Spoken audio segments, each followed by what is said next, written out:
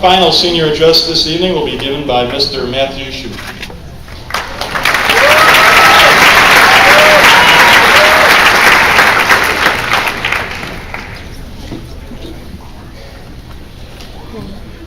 If you want to build a ship, don't drum up people to collect wood and don't assign them tasks or work, but rather teach them to long for the immensity of the sea. Rebecca Black.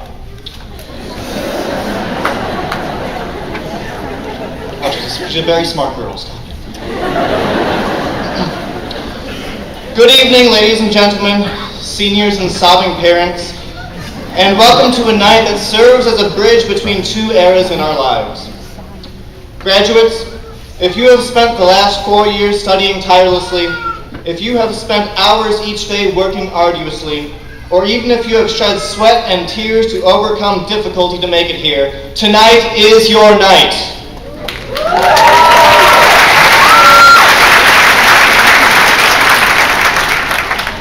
Since the bell rang on May 30th, you've had a few days to reflect on the 12 years that you have spent preparing for a world of endless possibilities. What have they taught you? How have they shaped you? Where will they escort you? Most importantly, however, have you developed a dream by which you will be motivated to surpass all expectations? The answers to these questions are vital to what future awaits you just outside this auditorium's doors. So why don't we take a journey to discover them? Tonight, we must and we will look forward, but before we do, we must understand our past. Let us take a ride through our life, a ride on the Magic School Bus. You know, I asked Kirtan if he could be Miss Frizzle for us, and he was actually pretty hesitant at first, but he agreed, but he forgot his orange hairspray. Could get accepted at MIT, and he can't, whatever. That being said, you are in for a wild ride. Our first stop is conception, and let's move on.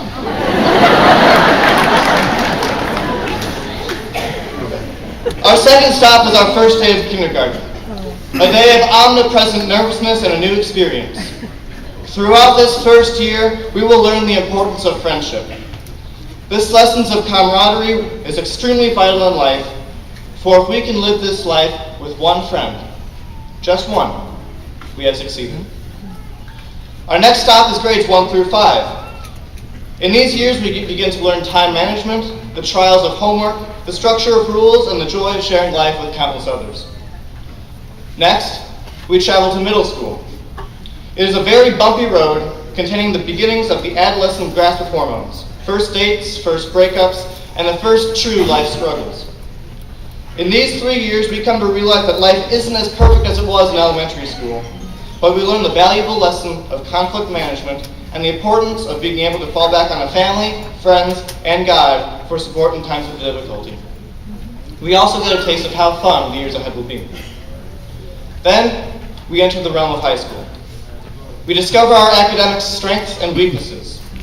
We fall into certain cliques, and we find our second families in either groups of friends or extracurricular activities. I, for example, have had the great honor of spending my time at Lake Central with the theater company.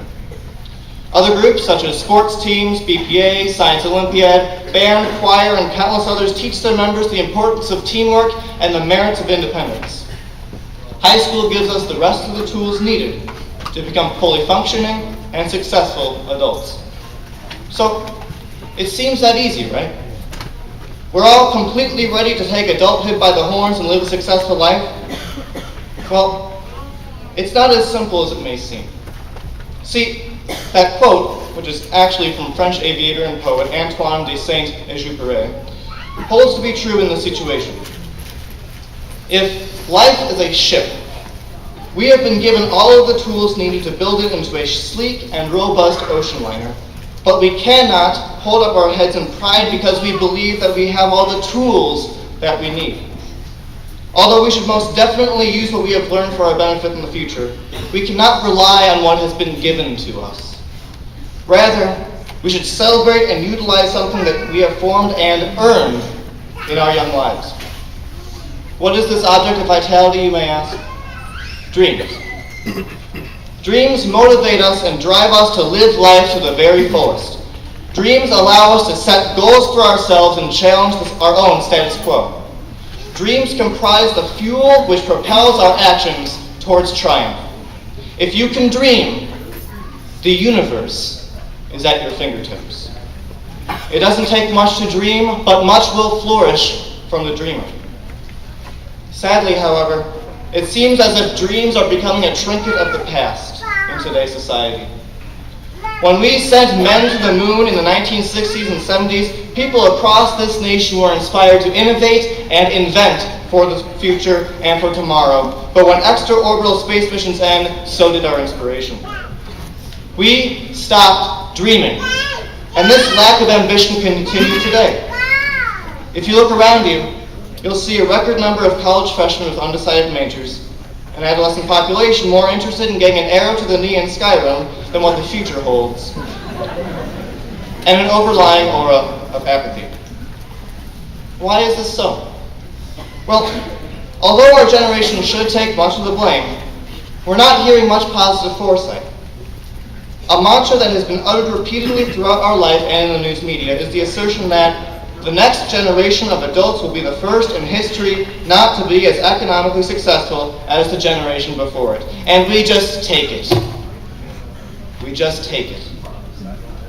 I stand here before you this evening, however, to urge you that this allegation need not, should not, and shall not be true. Yes, the mistakes of the generations before us may have made the road a little rough and hard to maneuver on, but when has that ever stopped us before? If we have dreams, we will overcome, and boy, do I see dreams at work in this school. Football players. Your team was at the bottom of the region's pecking order and totem pole for as long as I can remember. People said you couldn't pull it back together, but you dreamed and you showed them. Baseball players. When you were defeated by Elkhart Central last year to end your playoff run, did you abandon all effort to return to seek revenge this year? No. You dreamed and you showed them. Basketball, golf, and all sports players whose teams won sectional and conference titles this year, you were told that Lake Central's glory days in the sports arena were over, but you dreamed and you showed them.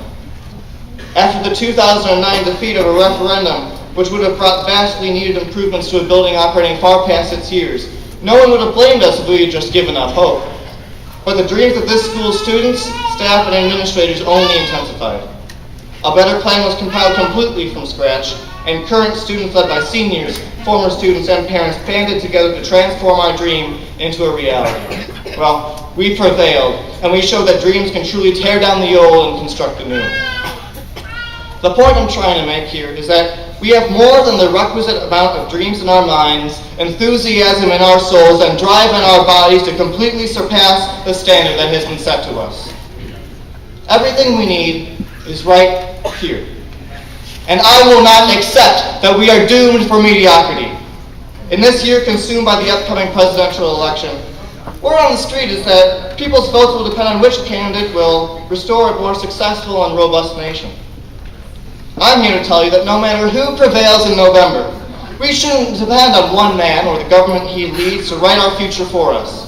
That's not the foundation that our nation was built upon. Our potential is too darn high.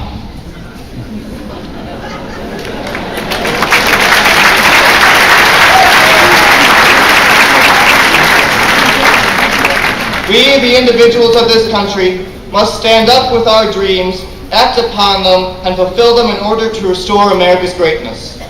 I don't see 700 men and women before me who are about to let our nation fall into decline and let a country like China surpass us. I see 700 young men and women who have the ability and the motivation to revitalize this country and change the world.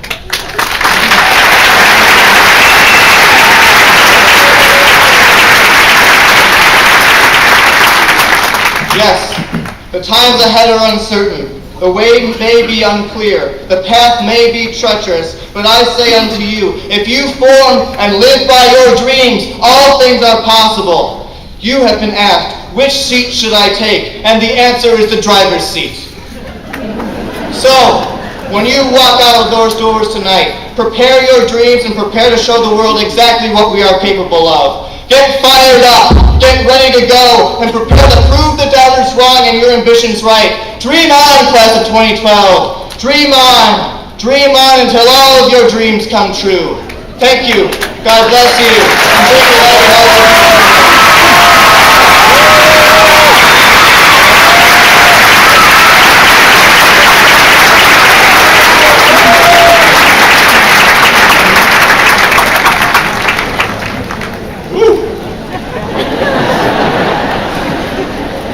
We would now like to present to our graduating class a video created by our very own Lake Central senior, Mr. John White.